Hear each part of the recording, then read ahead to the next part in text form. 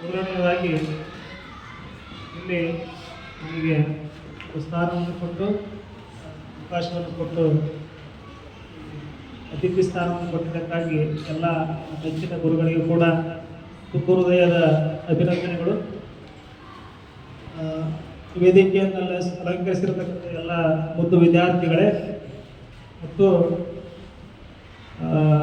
ಈ ಕಾಲೇಜಿನ ಕಾಮರ್ಸ್ ವಿಭಾಗದ ಸತೀಶ್ ಗುರುಗಳೇ ಮತ್ತು ಎರವಾಳ ಗುರುಗಳೇ ಮತ್ತು ಕಂಪ್ಯೂಟರ್ ಗುರುಗಳೇ, ನಮಗೆಲ್ಲರಿಗೂ ಕೂಡ ಈ ಜವಾಹರ್ಲಾಲ್ ನೆಹರೂರವರ ಅಥವಾ ಮಕ್ಕಳ ದಿನಾಚರಣೆ ಅಂದ್ರೆ ತಮ್ಮ ತನುವನ್ನು ಬಿಟ್ಟು ಅವರು ಏನನ್ನ ಪ್ರೀತಿಸುವರು ಅಥವಾ ಏನನ್ನ ವ್ಯಕ್ತಪಡಿಸುವರು ಅಂತಂದ್ರೆ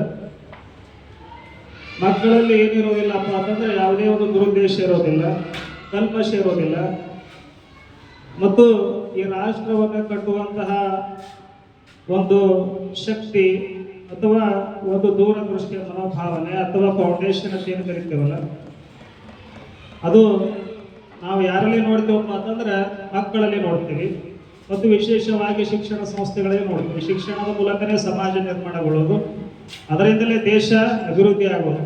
ಹಾಗಾಗಿ ಆ ದೇಶ ಅಭಿವೃದ್ಧಿ ಆಗಬೇಕಾದ್ರೆ ಮಕ್ಕಳೇ ಪ್ರಮುಖ ಕಾರಣ ಅಂತಕ್ಕಂಥದ್ದು.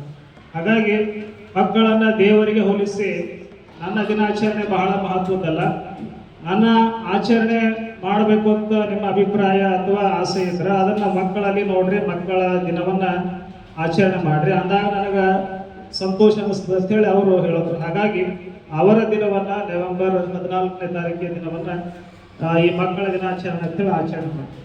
ಹಾಗಾಗಿ ಇಂದಿನ ಯುವಕರು ನಾಳಿನ ನಾಗರಿಕರು ಅಂತಕ್ಕಂಥ ಒಂದು ಹಿನ್ನೆಲೆಯಲ್ಲಿ ಆ ಒಂದು ದೂರದೃಷ್ಟಿಯ ಮನೋಭಾವನೆಯನ್ನು ಇಟ್ಟುಕೊಂಡು ನಾವೇನು ಮಾಡಬೇಕಪ್ಪ ಅಂತಂದ್ರೆ ಸರಿಯಾಗಿ ಶಿಕ್ಷಣವನ್ನು ಪಡಿಬೇಕು, ನೈತಿಕ ಮೌಲ್ಯಗಳನ್ನು ಬೆಳೆಸ್ಕೊಳ್ಬೇಕು. ಶಿಕ್ಷಣ ಪಡೆಯೋದು ಅಷ್ಟೇ ಮಹತ್ವದಲ್ಲ, ಶಿಕ್ಷಣ ಯಾವ ರೀತಿ ಬೇಕಾದರೂ ನಾವು ಪಡಿಬೋದು, ಹೌದಾ? ನಮ್ಮ ಬದುಕು ಹೆಂಗಾಗ್ಲಿಕ್ಕತ್ತಪ್ಪ ಅಂತಂದ್ರೆ ಒಂದು ರೀತಿ ಯಾಂತ್ರಿಕ ಬದುಕು ಆಗ್ಲಿಕ್ಕತ್ತ, ಯಾವುದೇ ನಮಗೆ ಏನಿಲ್ಲಪ್ಪ ಅಂತಂದ್ರೆ ನೈತಿಕತೆ ಇಲ್ಲ, ಮೌಲ್ಯ ಇಲ್ಲ, ಸಂಸ್ಕಾರ ಇಲ್ಲ, ಗುರು ಹಿರಿಯರು ಅಂತಕ್ಕಂಥ ಗೌರವ ಇಲ್ಲ, ಶಿಕ್ಷಕರು ಅಂತಕ್ಕಂಥ ಗೌರವ ಇಲ್ಲ.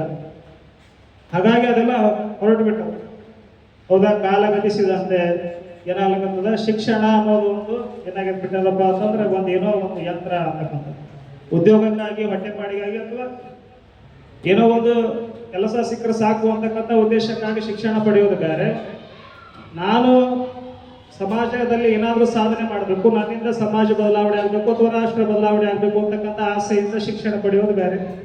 ಹಾಗಾಗಿ ಆ ಒಂದು ದೃಷ್ಟಿಕೋನ ಬೆಳಿಬೇಕು ಅಂತಕ್ಕಂಥ ಹಿನ್ನೆಲೆಯಲ್ಲಿ ನಾವು ಶಿಕ್ಷಣ ಪಡಿಬೇಕು, ಹೌದಿಲ್ಲ? ನಮ್ಮ ತಂದೆ ತಾಯಿಗಳು ಅಥವಾ ಅವರೆಲ್ಲ ಏನು ಆಸೆ ಇಟ್ಟಿರ್ತಾರಪ್ಪ ಅಂತಂದ್ರೆ ನಮ್ಮ ಮಗಳು ಬೆಳೀಲಿ, ದೊಡ್ಡವರಾಗಲಿ,